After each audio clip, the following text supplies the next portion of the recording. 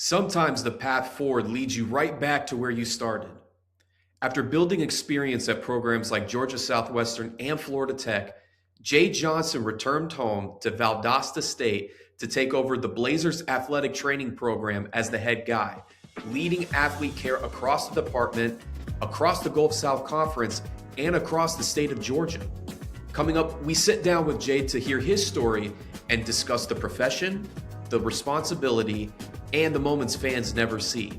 This is Inside the GSC.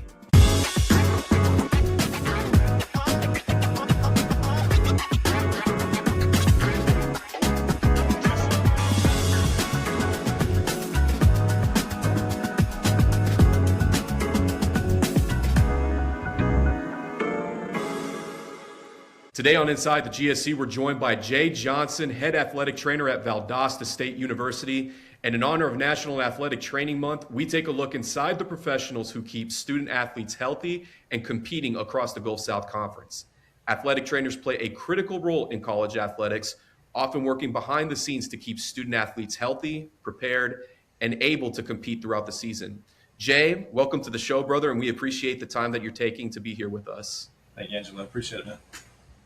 For sure. Jay, let's start with this quick question. Fans often only notice athletic trainers when someone goes down with an injury during the game. From your perspective, what's part of the job that people rarely see but is actually the most important?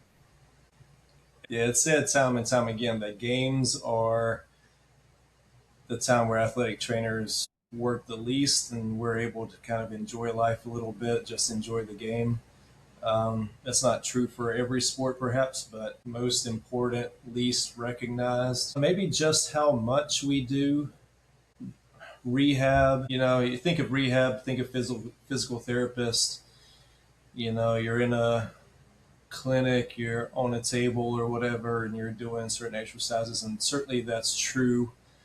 You know, we're not physical therapists. You know, we're thankful for what that profession does, but you know, just the day-to-day, you know, trying to keep privacy, but we'll just say a recent road trip. We had a key player, got sick on the ride up. And so we're playing that next day and, you know, trying to find a way to get this athlete taken care of, to figure out what's wrong, communicate with our physicians back home. This is what I'm finding. This is what I think it is. You know, what do you think? Can you prescribe medication? Can you send it over all the way over here where we are? Is that going to get this patient better in time for the game? Communicating with the coach that, hey, this player is not doing good, maybe out. If the player is out, these are our possibilities. This is when we'll absolutely know. This is what we're doing to try to figure out that timeline. This is, you know, I mean, it's literally that entire day. I was on the phone. I was right. And that's just one student athlete. That's not your usual. Everyone else, you had injuries going into the game. So, you know, it's athletic trainers talk about the lack of work-life balance can be difficult. And a lot of that is just because we're giving everything we can to allow student athletes to participate at their best, to find a way, whatever it is. You know, most people in that situation may have just sent that student to the hospital and that student would have been done for the day. But, you know, trying to find any magic, any possible solution, you know, you're triple thinking yourself. I think maybe just the hearts of the profession, maybe that you have to put into it. For sure. I mean, it's what we look at is an honest answer, and it's something that it's a deep thing. It's a deep question in the sense of, you know, not a lot of opportunities for athletic trainers to just take a step back and look at some of the answers and reflect on it. Because again, you guys are constantly on the go. You always have sports that you're covering. And even having a team of 4, 5, 6 athletic trainers sometimes is not enough. You know, it depends on the level of commitment and dedication that you guys have for your respective sport that you're covering. So, Jay, now that we've asked that question, we want to get to the origin portions here. We want to understand the Jay Johnson origin era, if you will. And the first question we have for you in that regard is, what first introduced you to the field of athletic training? My story is very similar to most people's story. I was an athlete, got injured, and then it's usually one or two paths. Either they did not have an athletic trainer, so they wanted to start the profession to help people out, or they had a great athletic trainer that meant the world to them, and so they wanted to kind of pay it forward. My answer, I was injured high school. I think probably middle school is when I first got injured, a bad knee. And, looking back on it, what I know now, I probably could have still, and I did still play, but I didn't know what to do for it. I didn't know really what the injury was or really how to attack it. And there was an athletic trainer. God bless him. He was a traveling athletic trainer who would go to different high schools once a week and just kind of check on people and do what he could. He came from a really, really, really tiny town, and this guy did a great job, and I was very thankful for him. He was my first introduction into the field, but because he only came occasionally, there really wasn't a whole lot to do, and I wasn't the one to necessarily ask for a whole lot of attention. So um, not a whole lot happened. So I still struggle with it even today. So that's my origin. I tell everybody when I graduated high school, I wanted to do something with sports and something with medicine. So I graduated from Valdosta State. From started in 2001, graduated 2005, and I came for orientation day or visitation, and all the degree programs were up on the mezzanine, up on the upper track here in the P complex. And I remember walking around and I saw, in my mind's eye, what was on the back wall, but there was a sign on the wall that said sports medicine.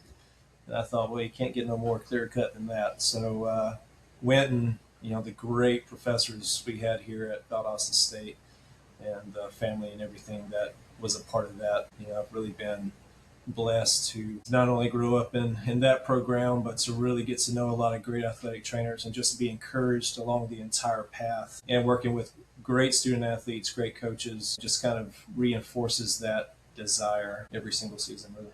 Jay, working at different programs, especially early on, and looking as we're talking about your prior experience from your head job at Valdosta State, when we're looking at Georgia Southwestern and Florida Tech, working at those two programs in particular, it exposes you to different athletic departments and environments. And how would you say those experiences helped you to grow professionally in particular?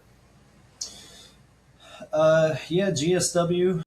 Jacqueline Donovan now, Jacqueline Kaler now Donovan. She's at Vereen Center in Moultrie now. She was our athletic director at the time, and she was there to challenge me and encourage me and be patient with me in a lot of my failures. And that was, I think I talked about it. I didn't realize at the time how I would have to mature from being a student to being a professional and to have to do that pretty much overnight. But Jacqueline was with me and helped me out with that. And I think GSW was a baptism by fire in the sense of administration. And then it was a lot of building the confidence as you go. And student athletes and coaches were great there, who had patience with me and helped me out. Even some of my graduate assistants that I had at the time who were great and are still great. One shout out Vincent Blankenship. He's Arkansas now. I believe Arkansas is where he's at now. But yeah, and then Florida Tech. Florida Tech was where I think I actually became a professional at Florida Tech. All the ATs, for whatever reason, all the ATs had left Florida Tech. And so whenever I came in, we were starting a brand new staff. And we eventually grew that staff from 3 to 6, which was a huge blessing. But that's where I was able to, again, meeting Marissa, meeting a lot of these great athletic trainers in Florida, even Space Coast athletic trainers that were great, Aaron Parr, other people.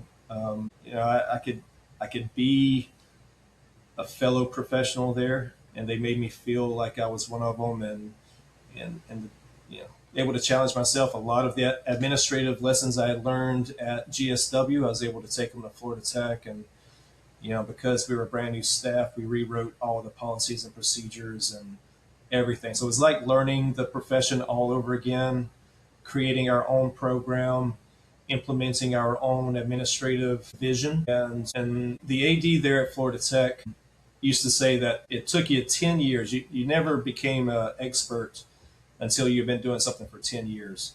And that was right around the time, toward the end of my Florida Tech tenure. That's when I had been in the profession for about 10 years. And it really just started to click. And I started, had my way of doing things that I felt comfortable with, that I knew I could get a lot of work done really fast, doing it my way and not necessarily textbook or how someone else did. And so, you just kind of continue to grow and grow and grow. And then being able to come back home to Valdosta State, with Herb, who, just encourages everybody and loves athletic trainers so much. And Herb Reinhardt, who was our athletic director for a long time. And, Chuck and Russ were still here, and it had come. So there was some familiarity there and some comfort. And, it's more, at this point, it's more about the challenge of looking to the future. What's athletic training look like for the next 10 years? How are things changing? The ever evolving landscape of collegiate athletics. How does athletic training fit in? What is our future? How do we evolve with everything else?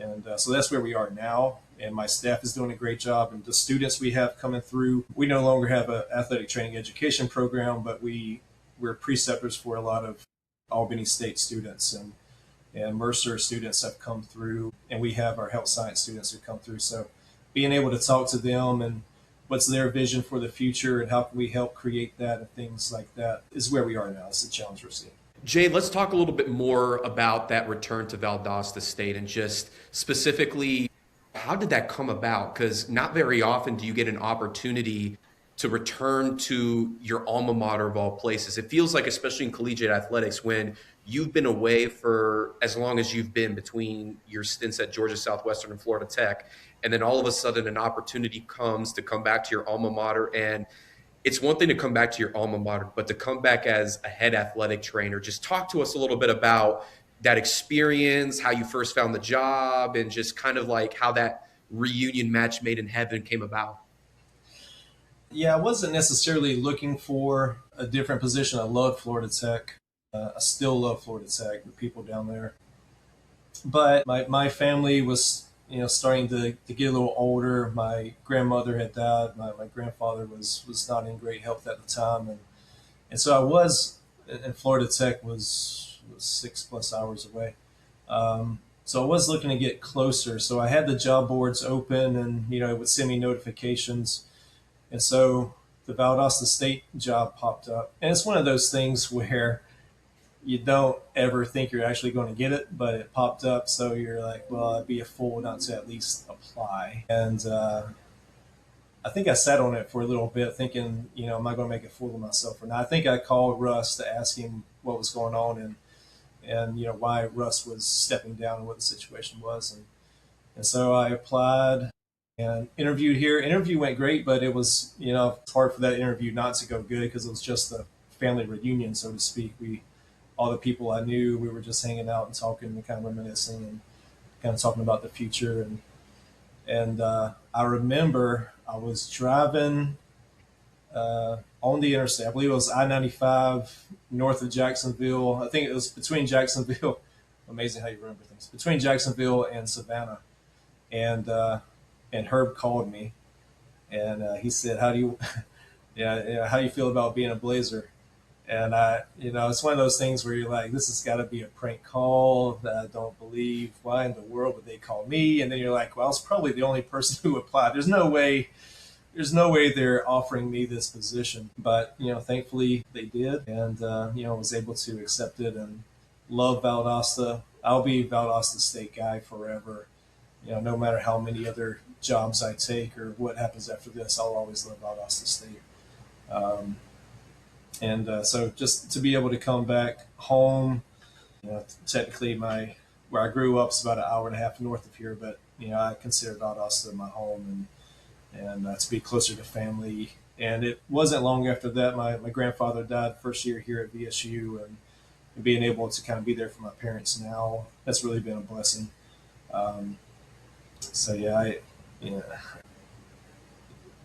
to follow Russ Hoff as being the head athletic trainer at Valdosta State is no small thing. And it's always said it's better to be the guy after the guy than you don't want to be you don't want to be that next person. Big shoes to fill. Exactly. So hopefully I've kept it running at least anyway, and whoever takes it after me can actually make it great again. But it's been a huge blessing, a huge honor, huge blessing, and I've been proud to be a part of it. And Jay, since being back at Valdosta State and being closer to home, you've really took a lot of ownership and you've really planted your roots, if you will, at the university. Beyond athletics, you've served on the parliamentarian for the Council of Student Affairs, or not Student Affairs, but Staff Affairs. Talk to us a little bit about that and just what that role looked like, how it involved, and just how you were able to connect not just with the athletes, but other students on campus as well. Yeah, I had gone to Herb at some point and requested to take more of a broader campus responsibility, for lack of a better term. And so I just wanted to kind of be a part of the larger university experience and to know what was happening on the broader university scale. And it wasn't long after that Herb said, yeah, there's a position coming up on COSA, the Council of Staff Affairs. And, I didn't know much about it, but, I was glad to be a part of it. And I'm a huge proponent of COSA. Pretty much every university has some sort of COSA association. Um, but I was able to be part of it for, I guess, 1 year before I got asked to be a parliamentarian. So to be parliamentarian kind of is right up my alley.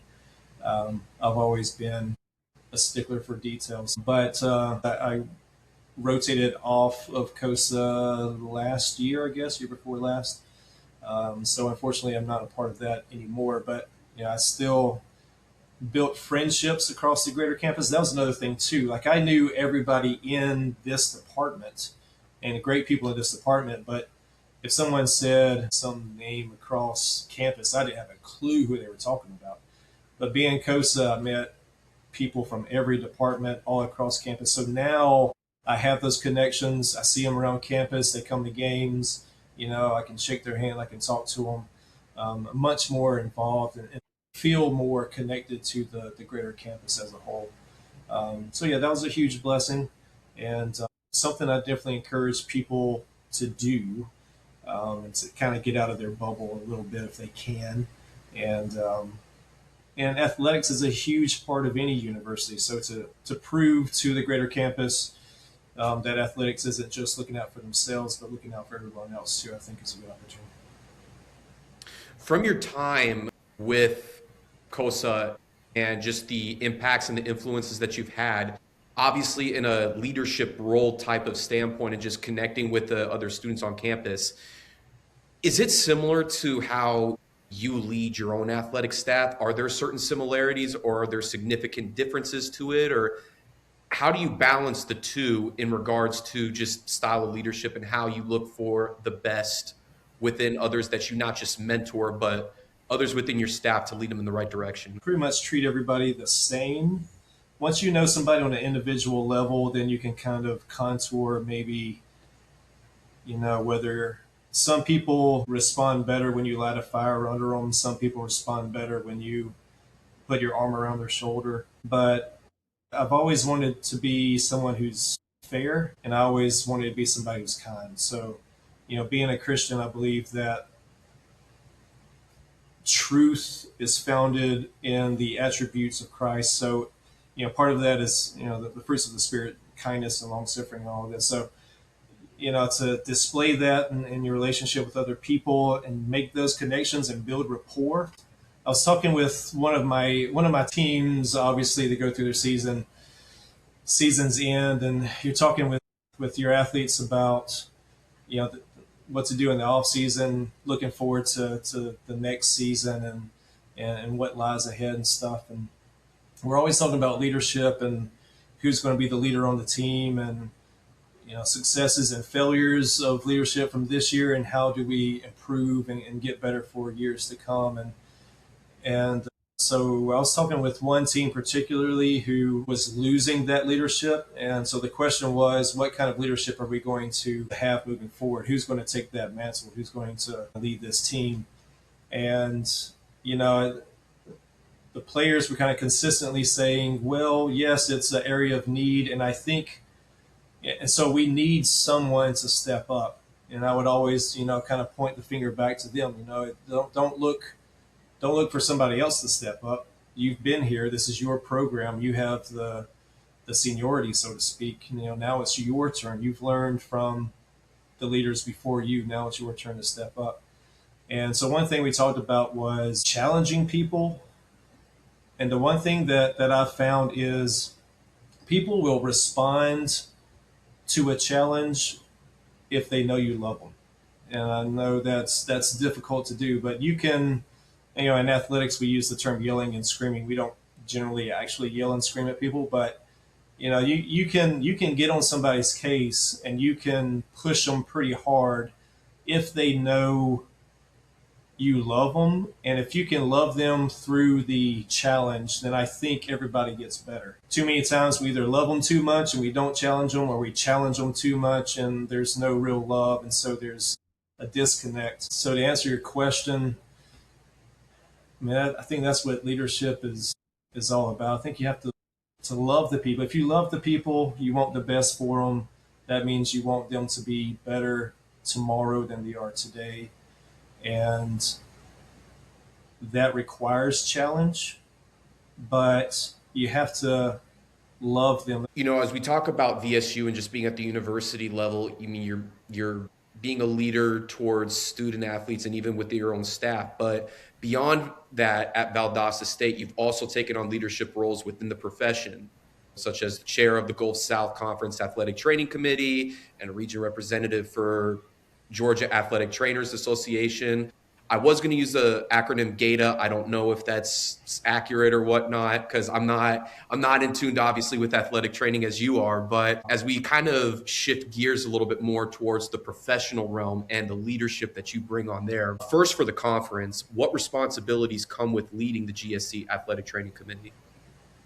Yeah, quick side note. GATA is Georgia Athletic Trainers Association, but it's also very well known war cry or fighting chant or whatever for Georgia Southern, which means something completely different.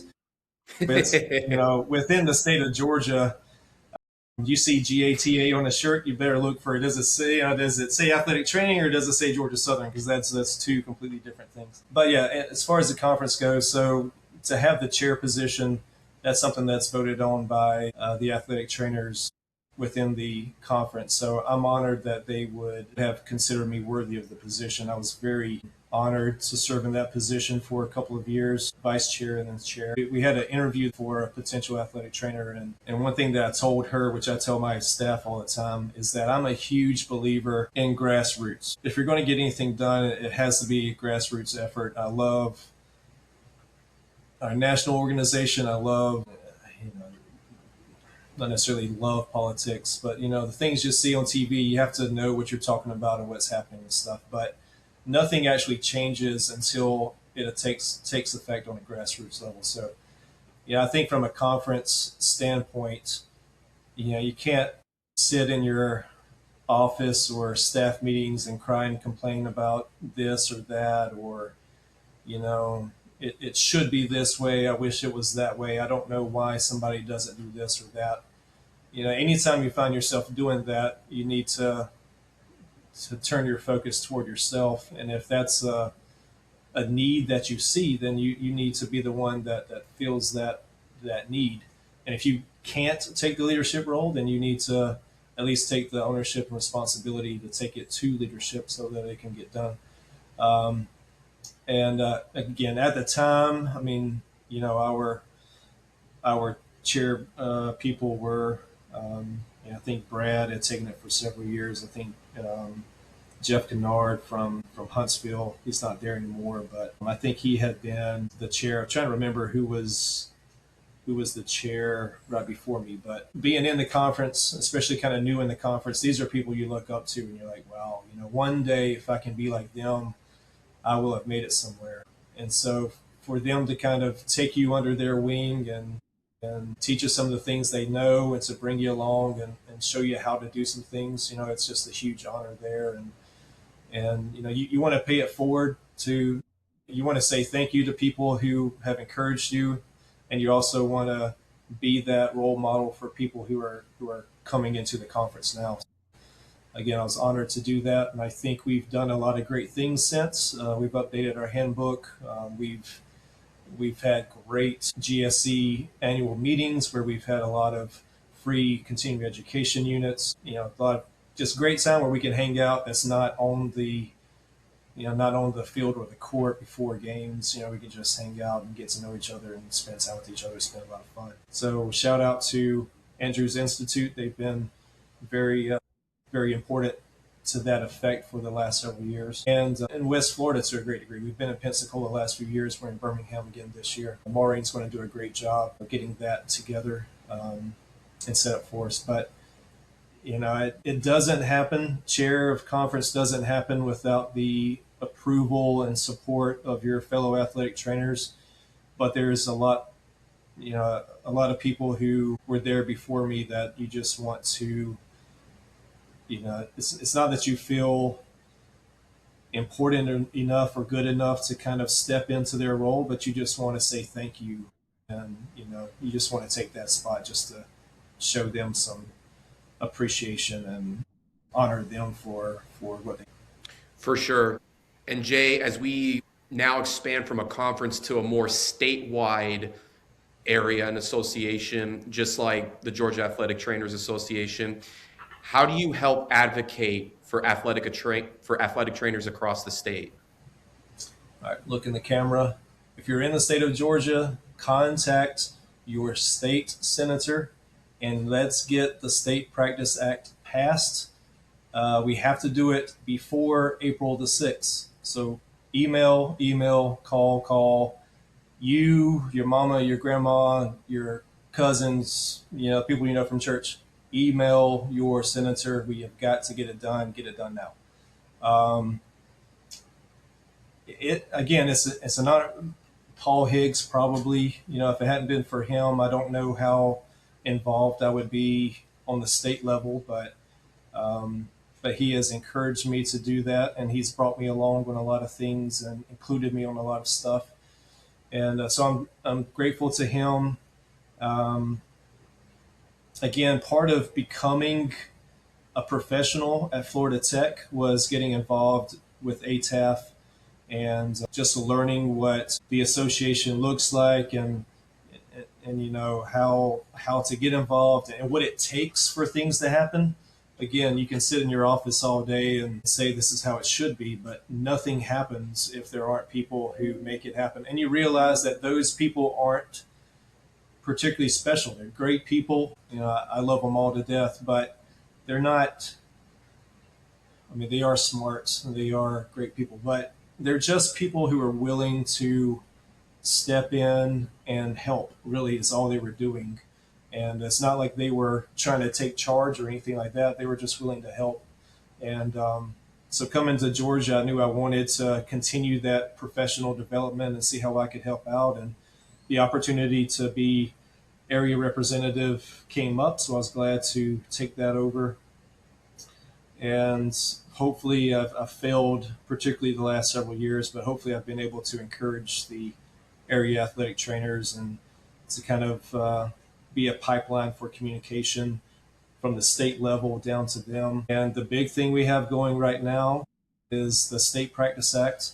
We've been pushing it for years. We have great support from state legislature, but there's a lot of huge bills in the works right now. So it's easy for, I don't know if it's easy, but it's difficult for legislators to know exactly what needs to be voted on. And there's some big ticket items that are in the news that dominates. So we have to remind our senators that, hey, this is on the docket. We need to get it out of committee. We need to get this thing voted on and get it approved. So again, if you're in the state of Georgia, I don't know if this is going to reach anybody outside the GSC, but please, please, please, please, please send those emails and phone calls today. Jay, as we kind of start to shift gears a little bit, we've talked about the leadership, we've talked about your origins.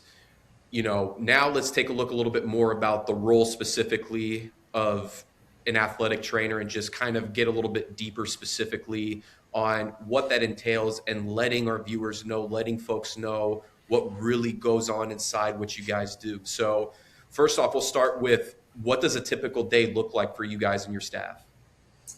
That's the beauty of athletic training. One of our alumnus who worked for us for a little bit moved to Texas, and now he's back in the conference at West Florida. He just posted that one of the things he loves about the profession is that every day is different. Every patient is different. So there's no fatigue from familiarity. Every day is new.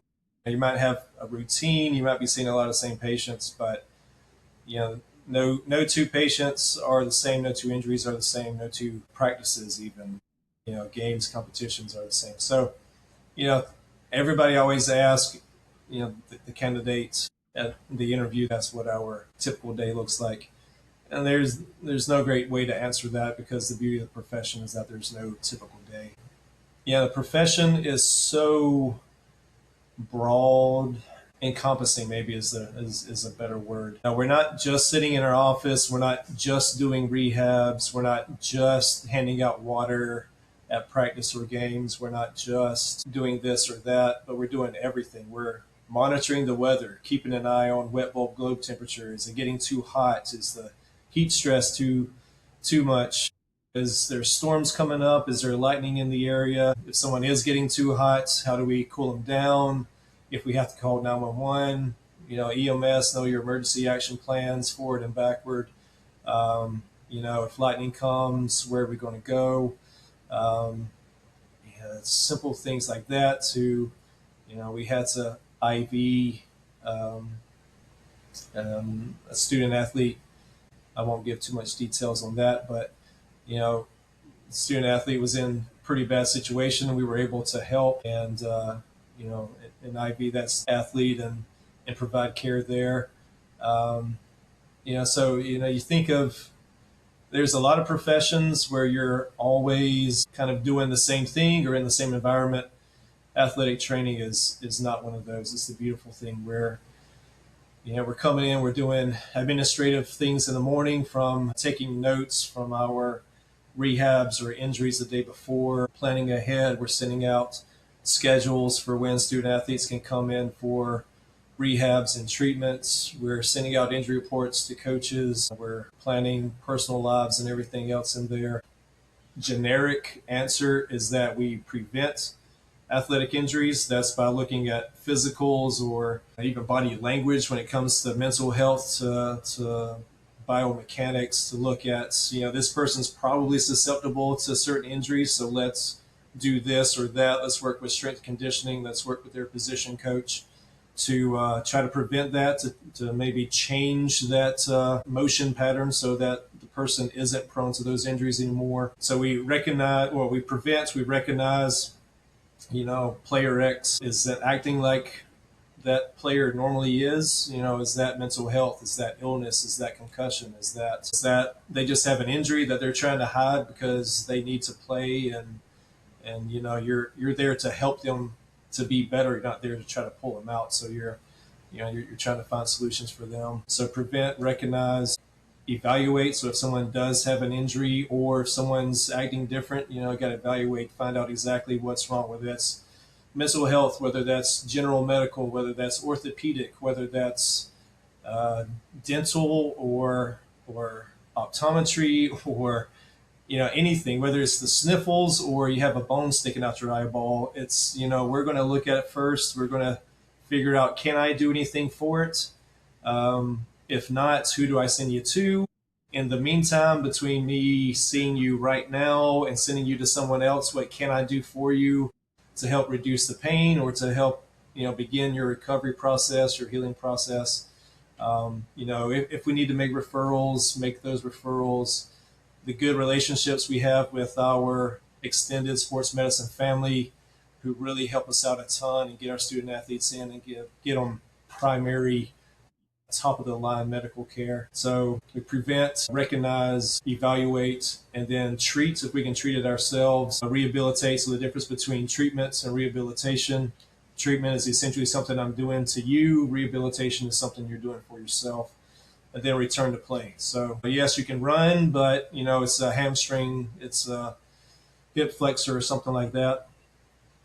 Rule of thumb is when you feel 100%, you still need another week before you are 100%. So return to play, making sure players don't come back too fast and now they're injured again and they're out twice as long, or concussions. Making sure that the brain is fully healed, not just the brain, but a lot of things we're learning now with just how the body functions. Make sure that all your neural communications and systems are back to full function before you go back in. And all of that's just to prevent things from being worse later down the line. So yeah, that's what does an athletic trainer do? I can talk for days. I'll come back and I'll see you for part 20 of this conversation. But the beauty of the profession is that we do so much. And it's the downfall of the profession. Medicine is increasingly specialized. So you're going to your general medical doctor, who refers you to an orthopedic, who refers you to an anesthesiologist, who refers you to a podiatrist, who refers you to a toenail fungal specialist. So it's increasingly specialized, and there's not many people who can look at the big picture and kind of provide care on every level. But that's athletic training, and I've always said that athletic training is the purest form of healthcare, where we'll take care of you no matter what your insurance or socioeconomic status is, and we're going to take care of you, heart, mind, body, and soul, and everything that's involved in between. So, the beauty and the difficulty is part of the beauty in my perspective. But what does an athletic trainer do? I invite you, Angelo, come down. Let's spend the day. Let's spend a week. You can see what we do. I'll turn you into an athletic trainer, and I'll put you on staff by the end of the week. Funny enough, as we're talking about this stuff, I spent about 2 years at Thomas University, and I remember there was one time, because I was a sports information director over there, and I remember one time, I don't know what it was, but I was feeling some kind of ache or pain in one of my legs.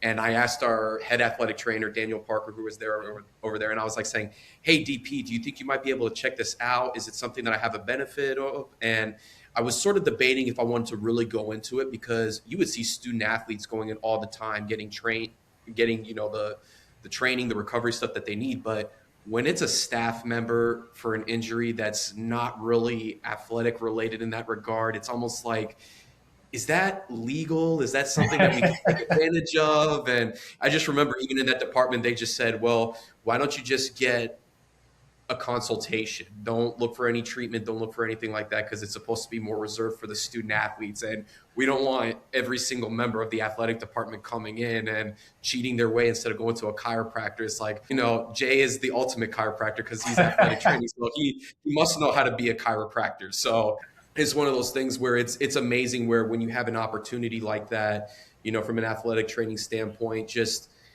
it's a tool, it's a service, and it's a source that I don't think a lot of people really look at. And again, even if it's just for a consultation or, hey, I'm experiencing this, what's your recommendation? I mean, that's one of the reasons why you guys are there. And the impact that you guys have is not just from student athletes, but even if anybody else has a question or they want to understand what really goes into athletic training overall. Sure. Yeah. I always tell my staff, simplify, simplify, simplify, and narrow your focus, because especially the modern world of athletic training or athletics, you're asked to do more and more and more and more. And so that destroys your work-life balance. So I always try to bring it back, narrow, narrow, narrow. But it is an honor, it's a blessing to be able to work with our coaches and friends. I call them friends of the program. I was with a gentleman and his daughter yesterday at the tennis courts, but this guy, love him to death. I'll do anything for him anytime. And he texted me, he said, "Hey, my daughter's been having this pain. I don't know what's going on. Can I bring her by?" And so we were out there, a tennis match. So I was working the tennis match, and he came by, and I was able to look at his daughter and hopefully help her out a little bit. So yeah, I do tell my staff all the time, coaches get paid, they have insurance, they need to go see their own doctor, but I'm more than glad to help people out. And it's what you do. If you're an athletic trainer, you don't enjoy helping people, you're in the wrong profession. So yeah, we see not just student athletes, we see everybody, coaches, the coach's family, administrators. And to be honest, that's a great way of, if you want your budget to increase next year, take care of the AD's, aunt or uncle or something like that, and then maybe your budget increases a little bit next year. But so we're always happy to help people out. Over the years, what moment stands out to you professionally at Valdosta State? I know you've already shared some stories within you, but is there a comeback or recovery story from the student athletes that you've helped recover through your training process that has really stuck with you? Yeah. Well, you can get me crying if you really want me to talk about some of my student athletes. Memories. We're in athletics, so we want to win. '04 football national championship. I was still a student AT. That was a huge experience, and Russ Hoff kept telling us, y'all need to enjoy this because it doesn't happen very often. But praise God, we've been to 4 others since then, more than that. I was blessed to go with softball to theirs. Football, we went to 2. We've been to 2 more since then. Tennis, we're just coming off back-to-back national championships there. So those wins, those seasons, even if you don't necessarily win a championship, but you see how hard your players compete and the things they overcome, those are really special. Individual stories, like I said, I don't think I'll get on that because I'll start crying. I'm an ugly crier, so I don't want to do that. But there's still some student athletes right now who are fighting. They should. Yeah, I sometimes I kind of drop the line. I think God is trying to tell you it's time to either retire or find a different career path. But they're giving everything they can, all the pain, all the difficulty, all the setbacks, and they just will not be denied. And that's a lot of the encouragement to me is whenever I feel burned out, or when I feel, that things are kind of working against me, or I feel like I failed and I feel like I'm not good enough or whatever. And then I'm around these student athletes, and you're around these student athletes, and they're doing everything they can, and you leave at the end of the day, and it's a lot of encouragement, and you realize that maybe some of the stuff you're dealing with really ain't that bad. And if you can stick it out and be with this student athlete when he or she does make it back on the field, and is able to just get one play, that if you can be there and be a part of that process, that's a huge part of the beauty of this profession. You're with the player when he or she goes down, and you're with them step by step. You share the tears, you share the difficulty. It's emotionally taxing on you too. And when you and that student athlete can, maybe hug, they score those first points, or they're in that first play when they come back, and they come back to the sideline or whatever, and you give each other that smile, or you give each other that hug. It's just a huge blessing and encouragement to be a part of that. Jay, as we kind of encompass everything from your experiences at Valdosta State and just with your full-time professional experiences, you're at 3 different schools, 3 different conferences. As an athletic trainer, what makes the Gulf South Conference stand out? Competition and encouragement. To feel loved while somebody's cracking the whip at your back. But this conference is so super competitive. A lot of times, it's called the SEC of Division II. And so if you can make it here, you can make it anywhere. Is that Sinatra that I just stole that from? But the people too, from Matt Wilson up in, commissioner's office. Matt, he's such a such a great role model, such a a great administrator, somebody who's been here for a long time. He's every time you talk to him, it's a huge encouragement, it's a huge blessing. He makes you feel like you're at home anytime you're talking to him. To the other athletic trainers, again, talk about RT Floyd and Abby Havard and oh my gosh, I'm gonna start calling all the names, and I wanna miss everybody, but Maureen to Joni to Amy to everybody in this conference, even the new people we have coming in. Noel, everybody up in UAH who stepped in so strong and helped stepped in for that program. You want to compete, but if you win every year and you don't really have much competition, that doesn't really say much about you. Same thing from a athletic training standpoint, coaching standpoint. You could be the best athletic trainer in the conference, but if you don't have people there who are better than you, I don't know if it necessarily counts for anything. So, again, to travel around this conference and to be able to talk to these athletic trainers and to be able to go through life with them, they make me want to be better, because every time I think I'm doing a great job, and then I go to another school and I realize, they're doing so much better than we are.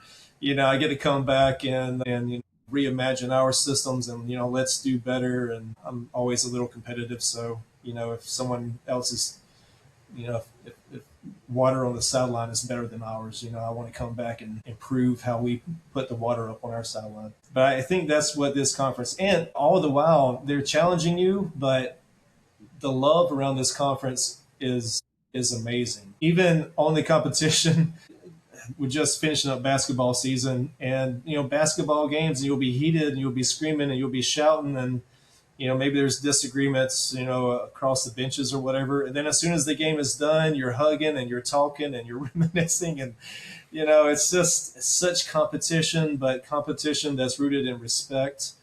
And there's so much diversity. I mean, this is a big conference geographically. I don't know, it encompasses 5 states, more than that. So you're able to travel.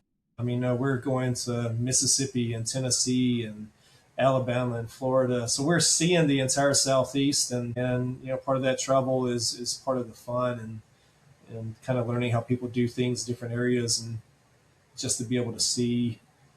I would never have seen Nashville. I would never have seen Memphis. I would have never seen Cleveland, Mississippi, with all the glitz and glamour in Cleveland.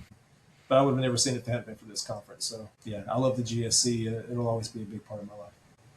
Absolutely. And again, very impactful, and just the story. We appreciate you sharing and just getting your take. But before we let you get going, Jay, we do have some rapid fire questions for you. So feel free to answer however you'd like, and we'll get underway with it. First question we have is the most underrated recovery habit for student athletes.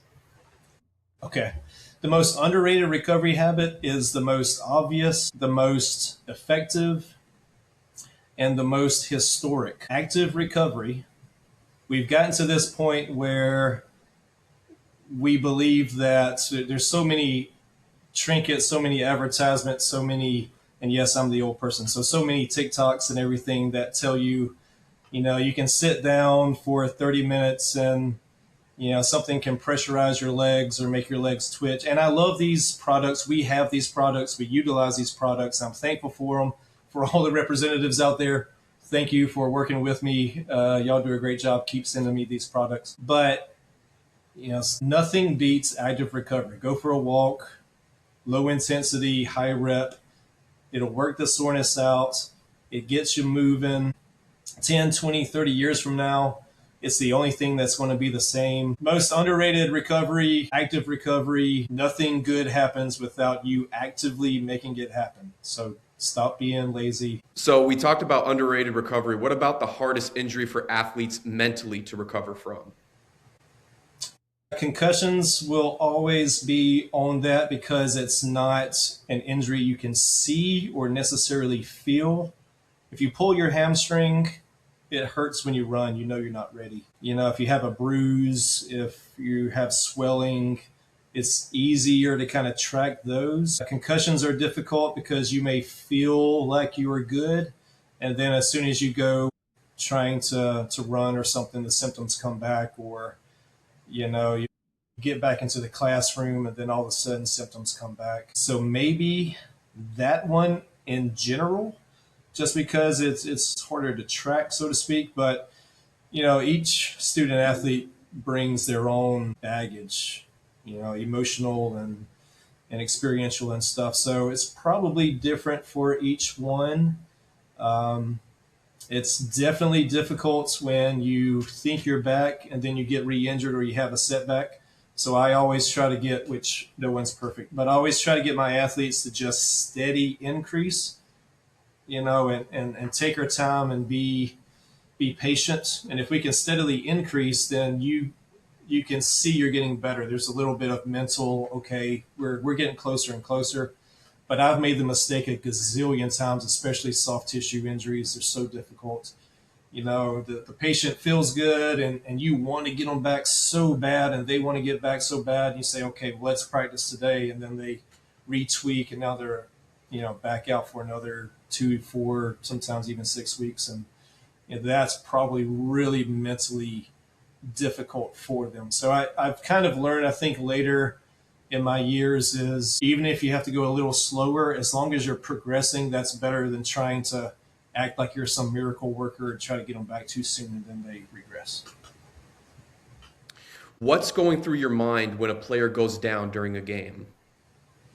Yeah, everything. So I generally I don't run to injuries. It's something that I was told, I assume is true. I was told that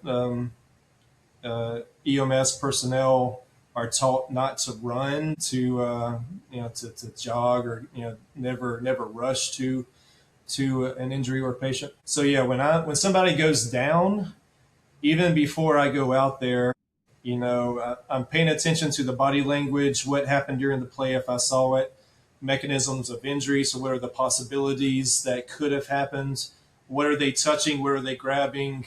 What's their posture? Are they laying? Are they standing? Are they on their side? Are they grabbing their knee, grabbing their shoulder? Are they moving at all? All these things, even other things, like what sport. There are some sports that, we're well aware of. They will lay on the ground and roll around and scream and cry. And then by the time you run all the way across the field, they get up and say nothing's wrong. So I'm thinking about everything. So if it's an emergency, do I have to call 911? Do I have a phone? Can I call them? Do I need a coach to call them? As I'm running out there, do I have what I need? Do I need to go back and get more medical supplies? I usually have stuff on me. So, immediate stuff, I have it on me. It's no big deal. But do I need splints? Do I need AED? If EMS are arriving, do I tell them to go through the primary entrance, secondary entrance? If this is one of our starters, I'm going to have to, is this something I'm already thinking about? Can I get this player back next play? If I'm running out, then the player has to come out. So how much time do I have to get them back in? Is it first of the game? Is it late in the game? Do I try to get them back? Or if there's only a couple minutes left in the game, then let's just take our time and get them ready for the next game. When is the next game? So I'm jogging out, and all of these things are going through my mind as I'm going out there. And if you kind of pay attention, a lot of times the scene will change. Is this a televised game? Are we going to have to kind of cover this patient up? How do we protect the patient's privacy? Where are my tables? Where are my treatment tables? So I'm going to get them back to the sideline. Do I go this way? Do I go that way? But yeah, the short answer is everything. What am I thinking about when I go out there? Everything. I'm probably thinking about what to get for lunch afterwards as well, is probably going through my mind as well. Absolutely. And if you weren't an athletic trainer, what career might you have pursued?